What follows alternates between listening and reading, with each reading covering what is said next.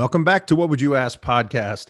My next guest, and I'm excited Ashley's here because I was just telling her, she's got all the components of being an awesome guest on Hell's Kitchen, right? She can cook. She's got great personality.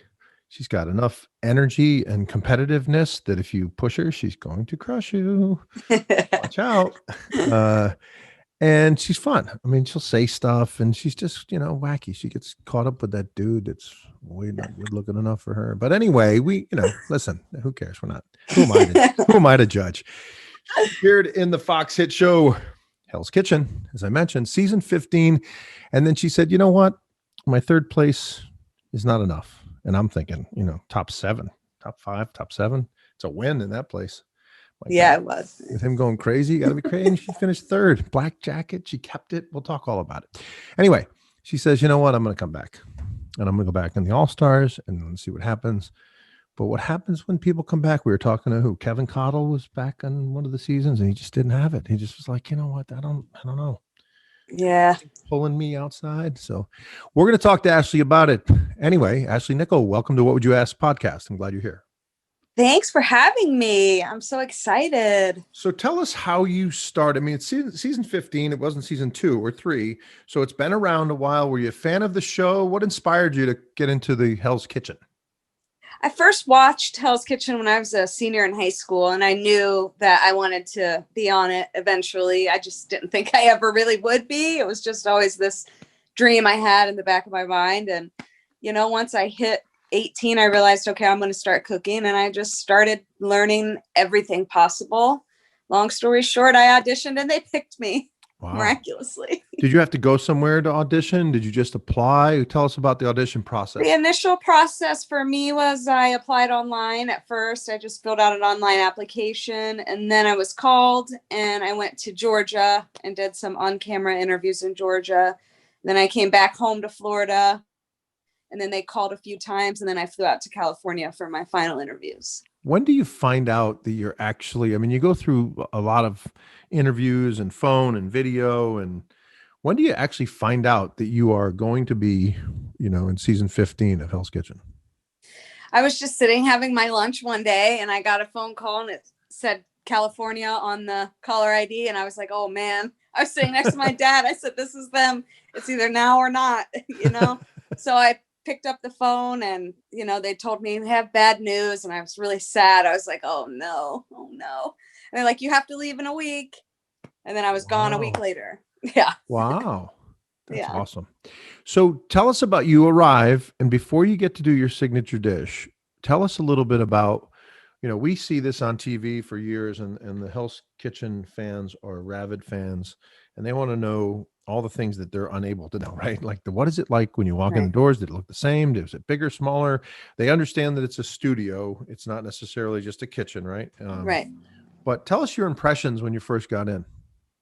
When I first got there, it was a lot grander than I expected. I expected it to be like an obvious kind of set, but you walk in and it's a stunning restaurant. And you're like, whoa. I was taken aback at first. I was like, wow, this is gorgeous. It was beautiful in there.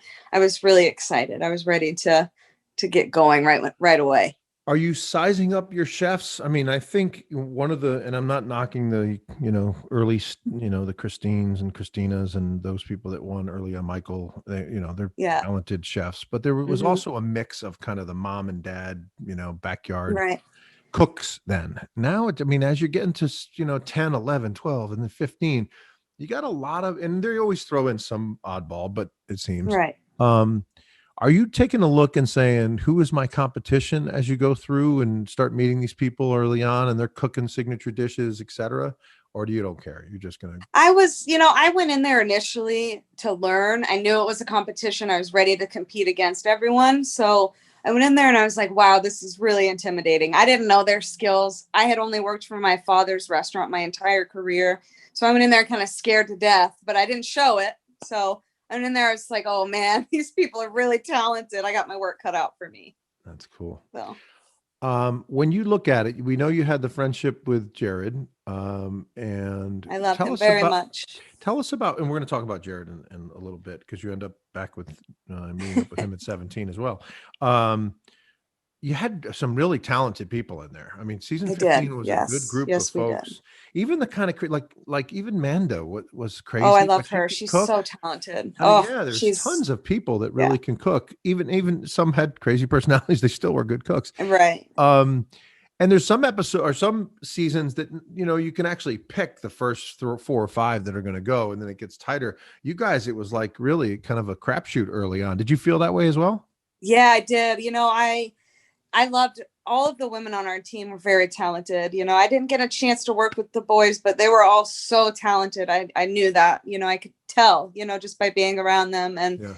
it was just an amazing experience working with all of them. They're all talented in all their ways, even the ones that are a little wild, they all have amazing skills. Like Vanessa is one of the most talented chefs I know, and Yeah. TV kind of portrays you kind of rough sometimes, but every single contestant was talented. So before we want to hear about what it was like in the kitchen, we certainly want to get your feedback back on Chef Ramsey, and want to talk about what challenges you liked and didn't like and some of the rewards you had. So I want to get into that. But let's touch on Jared a little bit and get this out of the way. He is going to be coming on the show. And Yay! And so I'm going to use all the stuff you say about him. But you guys had really a friendship. And Yes. what we do, Ashley, is when we send out to our community, right? People that sign up and give us their email list. We ask them, hey, listen, here's the guests we're going to have on from all the different series. We do Shark Tank and Amazing Race, Survivor, and all these other things. Any place that somebody risks, right? You guys put your, everything in your life aside, and you go to this place. And by the way, before starting this series, I thought you guys were there for a couple weeks. I didn't know you were there for 5 or 6 or 7 weeks. That's crazy. Yeah, right? it's a long time. Yeah. And you're filming like they have to give you one day off. I mean, I've learned this stuff as we got like 30 something chefs so far, but they got to give you one day off. So you go to the hotel, but got to stay by. So we heard about that quarantine. You guys were quarantined before we were quarantined. But right. I want to talk. We get a bunch of so many questions. I want to compile it to 3 or 4, and so we can just put this to rest. People want to know how you met Jared. People want to know, was it more than a friendship? And then we got a question the other day that asked, don't they not go home when they get eliminated? So didn't Jared get eliminated in the 14th episode and Ashley in 15th episode? And then they both came back. Could you ask her where she was, where they were? So that give us a little bit of scoop on Jared. I met Jared the day that we flew to Las Vegas to do the first challenge. He was sitting next to me on the plane on the way home. And we just talked the entire plane ride. We were laughing and we just struck up this amazing connection. It was purely a friendship. There was never any romance there. He's one of my best friends still to this day. I love him. And he's very, very, very amazing chef and an amazing man. He was there for me a lot. He was a big support system. And I'm so thankful for it. I'm so thankful for him. And yes, we were sequestered in a house, but we're all separated. So no hanky panky went on or anything. So you guys didn't even get to have dinner together or stuff, or no? No, we didn't get to really hang out. Jared and I we hung out. He flew to Florida and did a wine dinner with me several years ago at my restaurant in Florida. And we finally got to have dinner then. Oh, wow. That's cool. Yeah. That's cool. Well, it's good you get to meet people. That any others on the show that you kind of, I mean, it's tough. You're in a competition, so it's not like you're going to meet you're very fortunate, I would think, to make a friend like Jared. But I was. Anybody else that you keep in contact with? I talked to Amanda. I love her. I haven't talked to her in a few months, but we're still friends. I talked to Vanessa. I talked to Mies, Hassan, Joe. Wow. We're all pretty much, we all kind of try to stay in contact as much as possible. So take us through, you get in there, you think it's a bit, it's more of a grandiose than you thought it would be. Tell us about what it was like your first service. You go in there, you know what you're doing, but I got this, I just interviewed Brian Merrill. I don't remember what season he was on, but he was around 10 or something. I don't remember. But he said something to me that I'd never even considered. He said, Nick, one of the keys to putting people together on a line is that they do it consistently and they do it over and over and over and over again. Yes. And the biggest challenge, no matter how good the chefs are, is the fact that they need to do it for 2 or 3 or sometimes even 4 weeks together before it's really Absolutely. clicking. Yep. And so that's the toughest thing when you see, and he said this, he said, when you see somebody, you know, what's the meat that you can't cut into, you're not supposed to cut in to check if it's done. You cut the end off. Beef Wellington. Is it Wellington. Wellington? Yeah. Yeah. So he was saying, like, everybody there, even the, you know, the green chefs, no, you're not supposed to do that. And everybody can, you know, make the, whatever you do with the thing where you got to keep stirring it. The risotto. Risotto. Yeah. I'm not, you can tell what a good cook I am. I can't even grill a burger. But anyway, he was, and then I asked a couple chefs after, that, and they were like, yeah, he's 100% right. You get it, you know, doing it together. We all have our stations, but, and then you mix it all up. Tell us about what it was like, the difference from reality to Hell's Kitchen on the line. What was that like? You know, when we're at home in our kitchens back home every day, we know our equipment. We know what burners are hot, what burners don't work very well. We know, you know, everything. Yeah. For me, the hardest challenge was going in there and seeing all of this brand new equipment I've never used before. I've never used some of the stuff that they had. They had fancy RoboCous and they had all kinds of fancy stuff. I walked in there and I was like, ooh, this is crazy. So the hardest part for me was not knowing the equipment. I would have loved to have worked with it for a few days, even just to kind of cook on it a little bit. It was, we were kind of thrown in, here you go. And you just have to adapt. You have to figure it out. Tell us why. I heard this too from one of the chefs we had on. The hoods are off, so you can hear each other talk because there's cameras everywhere in the wall and everything. Yeah, everywhere. But the hoods are. Is it extremely hot in there then? Because the hoods. Extremely. Yes. Did you expect that to be the case or no? I honestly didn't. I thought it was going to be cold, you know, because it was a set. But we were very, very, very wrong. It was quite warm in there. Yeah. Jeez. It was very hot. Tell us a little bit about some of the challenges. You guys had some wins and you had some great challenges, great rewards, I should say. Tell us about, do you have a favorite or least favorite challenge?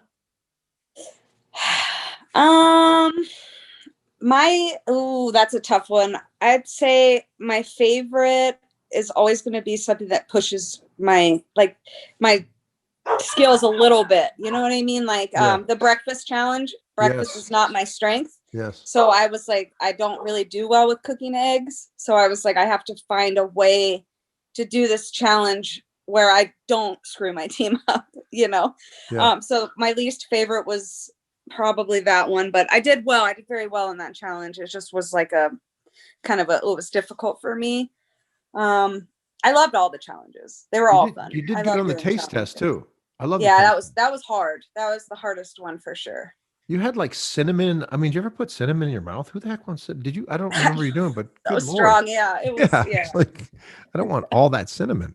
And I said beef when it was bacon. It was a mess. It didn't taste like, it tasted like beef jerky to me. It's what it tasted like. I go back to Brian because he was the most recent guy we interviewed, but he said right before they did the taste test, they did a buffalo wing challenge with Joey Chestnut, the guy that eats them all, and they like fast eating, you know, speed eating, or whatever it's called. And he said when he went, his palate was like hot sauce, and he was like, that's ours was ice cream, so it melted really quickly, so you had seconds to figure it out. Oh, and you no texture then, right? So it was no texture. It was just soft and cold. You did get, and you said this on camera, but you did get some pretty cool rewards when you found out you were doing paintball. You were all into that. I loved that. Yes, that's the coolest thing. Yeah. That was fun. You said they said something about the Hollywood animals that you were going to meet. And you were hoping that was probably my favorite. That was my absolute favorite because I love animals so much. You pet the tiger and all that. Yeah. Okay, you did say you wanted to meet Matt Damon and the other guy there too. I did. I would have loved to have met Matt Damon.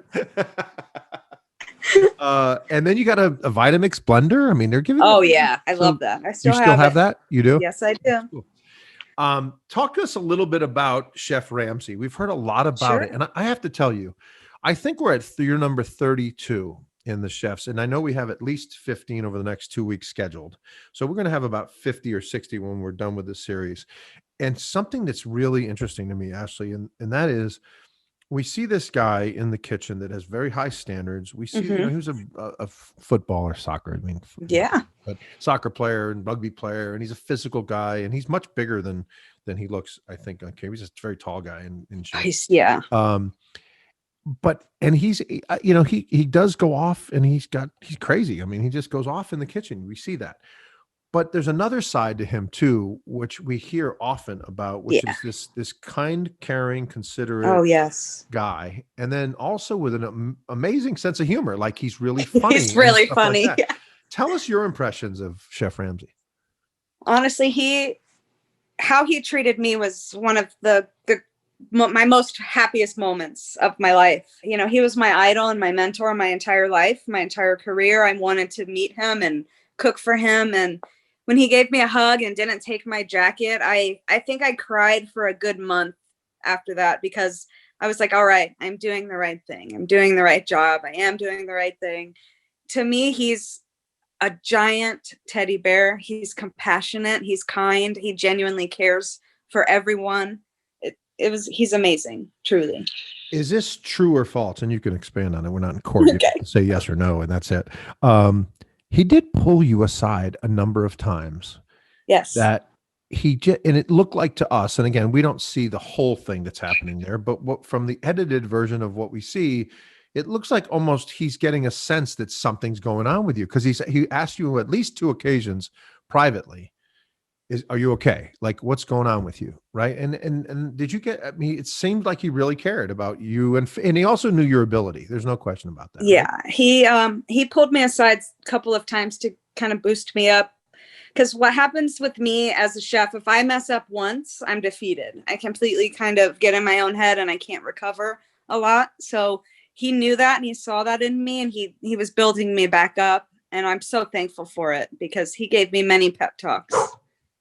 How did you keep one of the things about you in the show was consistency with the drama for the most part. I mean, everybody goes sideways a little. I'm not talking about, the Jared stuff. You guys flirting is who cares? Yeah. I'm talking about more of the stuff with Jackie, and like, but you really you didn't really get outside of the box too crazy like others have, Elise and some of the other ones that are just off the rocker. And you were really consistent in cooking. I mean, you had that going. Was that your kind of your staple throughout the show that got you to the 3rd place? Yeah, I think it was. I tried to stay out of all of the negativity. I was there to learn. I was there to grow as a chef. I was there to be the best chef I could be. And I tried to stay out of the drama. Of course, there's always going to be somebody that doesn't like you, somebody that doesn't want to be around. A lot of people, told me that how I was acting wasn't like real. And this is me. That's who I am. I genuinely care about people. I want to help people out. I don't want to be a part of drama and fighting. When Gordon asked me who was the weakest chef, I told him the truth. And I wasn't being mean. I wasn't trying to be nasty. I wasn't trying to say she couldn't cook, because she could. And it wasn't like that. I was answering his question honestly. And when they said it was me, I didn't act like that. I was like, all right, that's your opinion. Yeah. Interesting. I want to ask you about, there's a couple times or a couple episodes where in the service, you're not seen. And what I realized over the times with all the number of chefs we've interviewed is that that's not a bad thing. Like it's when you're doing your thing, like I was like, I'm watching this going, I'm interviewing Ashley tomorrow. Why I'm not seeing her in this episode?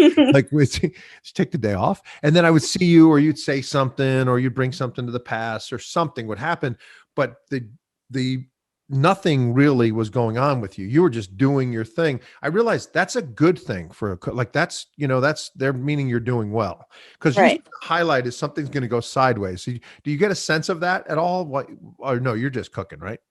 I was just cooking. I kept my head down. I was doing my station, and I was telling myself, if he's not over here yelling at me, if no one's saying anything at all, I'm good. That's what I kept saying. So I just said, all right, I'm doing something right. So I'm going to keep just cooking like normal. This is a service. Every service was a real dinner service. So I put my heart into it, just like I do any other dinner service. Tell us the value. Who was your sous chef? It wasn't Christina. Christina. Okay. Christina. Yeah. I'm so thankful for her. I still keep in contact with her. That's awesome. Yeah. That's awesome. She was an amazing mentor. She's a phenomenal chef, one of the best chefs I've ever seen. She's so talented, and she wants to share that, which is beautiful. She wants to share her skill with us, and it's Yeah, amazing. that's what I was going to ask you. Was she helpful? She wanted you guys to Oh win, yeah, right? It benefited her. She doesn't want to be out while you guys are, right. picking, Yeah. scraping There tomatoes. was a time where we lost, and we were breaking down that giant lamb, that huge lamb. Yes. And we asked her, we were like, no, this is a punishment. Can we please just break it down more? And so she walked away and let us in there. And, that she let us like play with the lamb and explore it. And she wasn't supposed to, but she did anyway. She's like, they're here to learn. So we're going to do that. So Good for her. it was amazing. Yeah. She's awesome. Let me ask a little bit about Gordon, because you know him. You've been there on 2 occasions. You understand him. Got a lot of compliments about him as a chef. I asked people, was he able to cook for you? Because I love I don't know if it happened in your episode or not. They all run together a little bit. But I love where he cooks a dish, and then you guys get to look at it and taste it, and then you have to recreate it.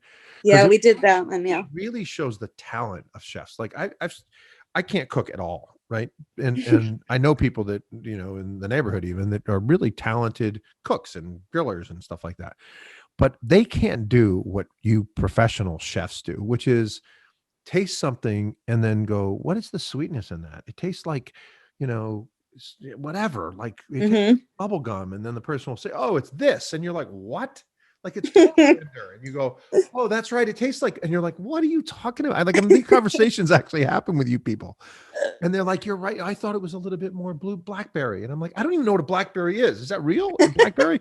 Anyway, it's unbelievable. I'm so impressed, because then you come back and there's like, you got to know 13. What are the 13 ingredients? 13 ingredients. And you're like, 4. Yeah. What's going on? That really shows the skill. And I asked them under the guise of, and you can comment on that if you like, but I asked them, Gordon, when he's cooking and then what we see with him, he's very simplistic. It looks like like the flow, and it's so easy for him and effortless. It's like there should be music put to it. And I'm not trying to be corny. This isn't a Lifetime movie, but it's really like he doesn't, is it the mise en pause or whatever it's called?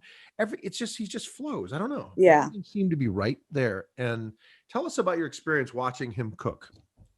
For me, I knew that a challenge was coming up. So I was like, all right, I want to enjoy this, but at the same time, I need to soak everything in that he's doing. Yeah. So I watched him, and it's just like, you're just in awe. It's like, no matter what he does, it's just effortless. He makes it just look just so easy. And he teaches so like that. I love to watch him cook. It was amazing.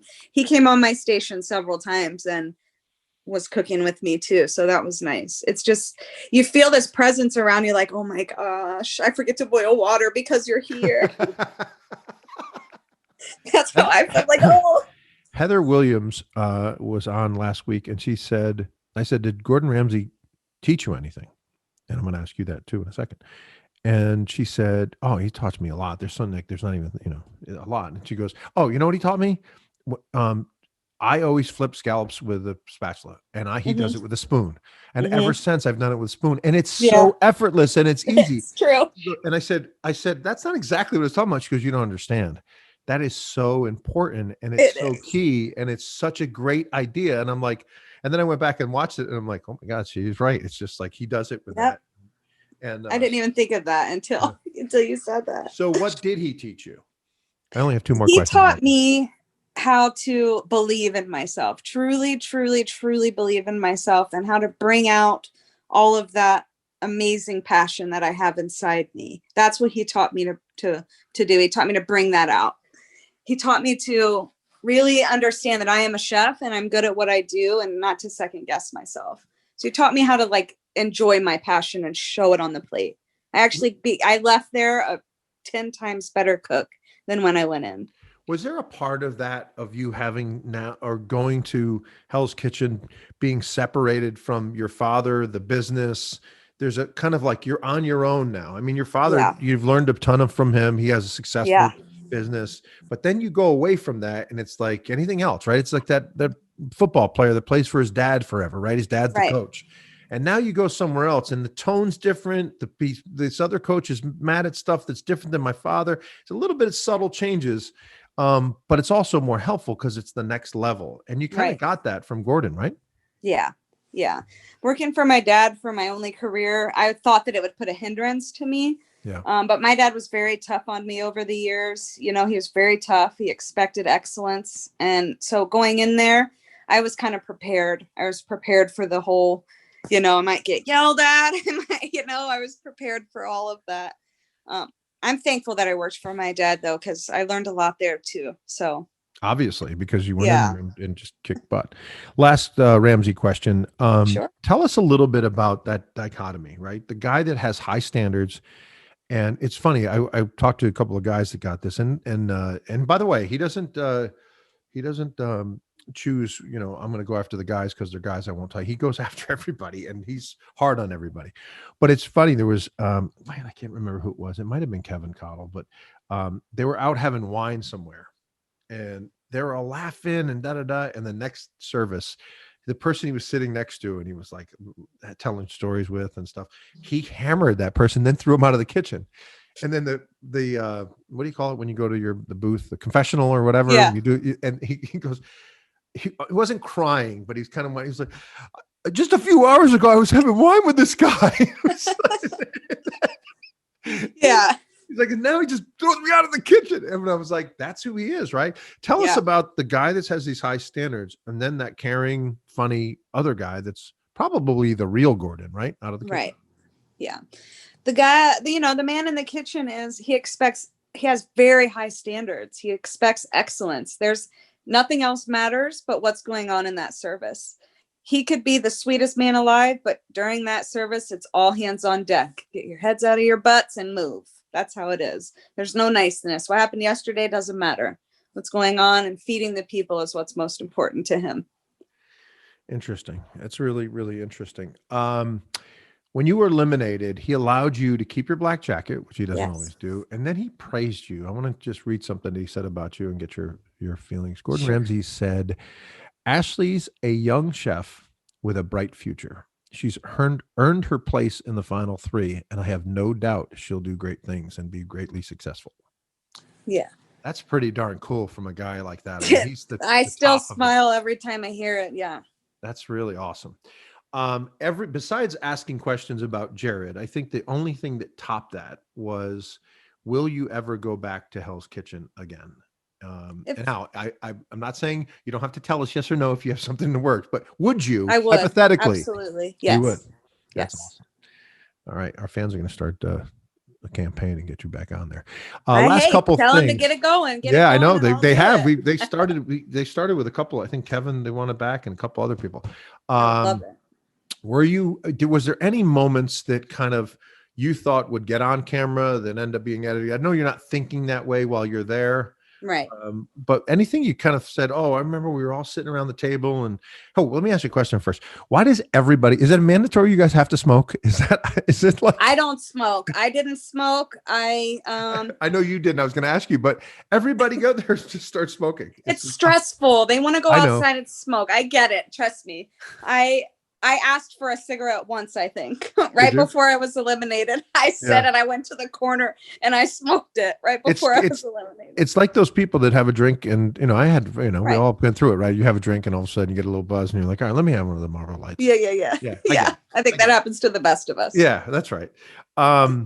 So you get to final 3, you're eliminated. Tell us about that. What are you thinking as you get the day after that? What are you proud of the fact that you got to final 3? Or are you extremely disappointed that you didn't make it to the end? I am very proud of myself that I made it to the final 3. It's a lot further than I thought I would make it personally.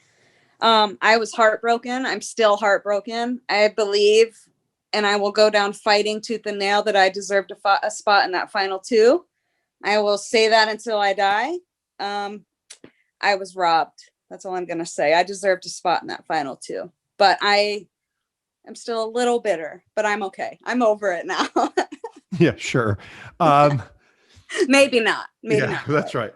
Tell us what you took away from being on Hell's Kitchen. Was there anything about you that the show revealed? Was there, whether it's personally or as a chef, did you take away not just what you've learned from Gordon, but anything, patience? I mean, you handled yourself. And by the way, you're not 35 years old in there, doing your thing with all this experience. 27, I think. Yeah. I was going to say you're mid 20s in there. Yeah.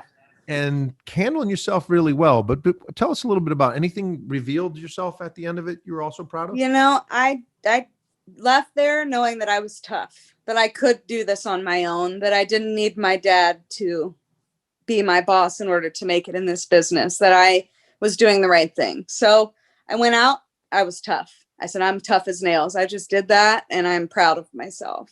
That's awesome. And I came out of there tougher and I'm very strong since then. So tell everybody, your fans, the viewers, listeners, what are you up to today besides knee surgery? It's coming up. Yes, I am currently out for a few months. I tore my ACL. I'm having surgery soon. But I happen to work at a beautiful restaurant here in New York in the Hudson Valley called Pamela's on the Hudson. Nice. And it's a beautiful restaurant on the Hudson River. It's gorgeous. And it's the best job I've ever had. I love my boss. It's wonderful. I also run the grill. So I do all the steaks. Nice. That is awesome. Yeah. Well, Ashley, we appreciate your time. Of I hope course. I'm sure your knee will get better quickly and you'll get back to Pamela's. I actually think I've been to Pamela's. I really do. I think I've been there. Yes, please come. And if I'm not, we'll go back because you grilling steak sounds good to me. We wish you all the best. Thank you so much for joining us. And I can't wait to come back. All right. Sounds good. Have a good day. Thank you. We'll be back with more What Would You Ask podcast in a second.